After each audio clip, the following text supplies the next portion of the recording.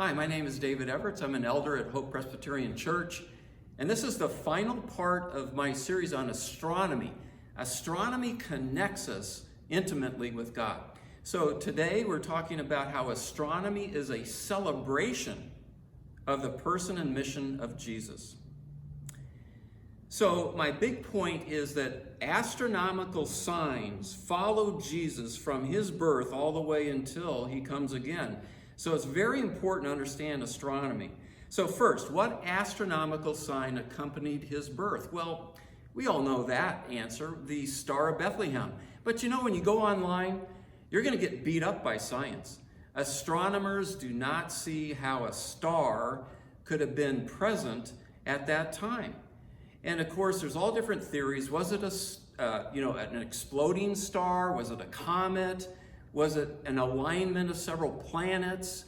But you know, this Star of Bethlehem was around for about 2 years to guide 3 wise men from the Near East to Bethlehem. So, you know, I find it hard, like you would as a scientist, to buy into a natural phenomenon.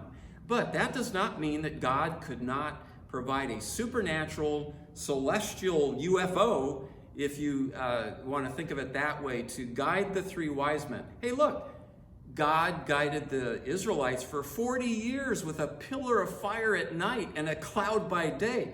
How strange is that? So we need to realize that if this is a supernatural, celestial event, so be it. But the point we want to not forget, the wise men came to worship the King. And that astronomical sign established Jesus' kingship for all humanity. Okay, the second astronomical sign is, how about the death of Jesus? Do you remember that from noon until 3 p.m., there was darkness as Jesus was on the cross? What was that all about? Well, again, you go online, and astronomers are going to say there was no way that there was a solar eclipse at that time. That's okay. How about a lunar eclipse? Well, that's possible. But again, what if it were just a supernatural, God can dim the lights. It can be a supernatural event. But here's the big point. The centurion, the Roman centurion in charge of putting Jesus to death, when he saw not only the astronomical sign, but the earthquake and how Jesus died, he knew that this identified Jesus as truly the Son of God. You can read his quote in the Gospels. And so Jesus' identity as our Savior, as the Messiah sent from God, was established again by an astronomical sign. Finally, astronomical signs will accompany Jesus when he returns. Now, these are direct quotes from Jesus. He says, you can read this in Matthew and Luke. Jesus says, the sun will be darkened and the moon will not give its light. The stars will fall from the sky and the heavenly bodies will be shaken. Now, we know that's a figurative passage from the Old Testament, but Jesus goes on and just basically says, watch how things change in the skies. There are going to be some celestial changes. We don't know exactly what that's going to look like. But right around that time, he then says he will return in the clouds.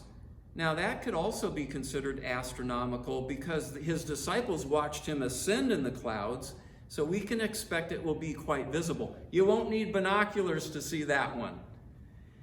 But Jesus tells us to be good astronomers when he says in Luke 21, verse 28, get this, when these celestial changes begin to take place, stand up, lift up your heads, because your redemption is drawing near. Astronomy will confirm the coming of our Redeemer and King. Now, we're all in childbirth, or we should be, because Romans 8 says that as Christians, we are to groan inwardly as we wait eagerly for the adoption to sonship, the redemption of our bodies. For in this hope we were saved. So I celebrate the fact that Jesus is who he said he was and accomplished his mission as Savior of the world. So I want you to obey your Lord and Savior today. I want you to take a few minutes each day. Now, you know not to look at the sun. That'll destroy your eyes. But at least check it out. Is the sun still there? Is it still acting the same way? At night, look at the moon. What's it doing?